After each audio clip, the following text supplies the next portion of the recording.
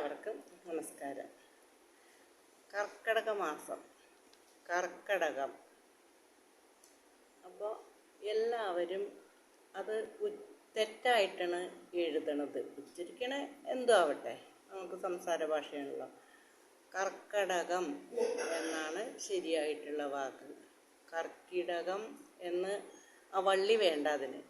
കർക്കടകം എന്നാണ് ശരിയായ വാക്ക്. നമ്മൾ കലണ്ടറിൽ നോക്കൂ, മിഥുനം കർക്കടകം എന്നാണ് എഴുതിയേക്കുന്നത്. അതേപോലെ തന്നെ നമ്മുടെ രാമായണത്തിലെ കർക്കടകത്തിൽ അത്യുച്ചസ്ഥിതനായിട്ടല്ലോ അർക്കനും അത്യുച്ചസ്ഥനുദയം കർക്കടകം. അപ്പം ശരിയായ വാക്ക് കർക്കിടകം എന്നാണ്. നമുക്കൊക്കെ അറിയാം. ആരെങ്കിലും ഇത് കർക്കിടകം തെറ്റായി എഴുതണമെങ്കിൽ, ഉച്ചരിക്കുന്നുണ്ടെങ്കിൽ അത് ഒന്ന് അവർക്ക് തെറ്റിദ്ധരുത്തി കൊടുക്കണം കേട്ടോ എല്ലാവരും. അപ്പോൾ ശരി, എല്ലാവർക്കും നമസ്കാരം.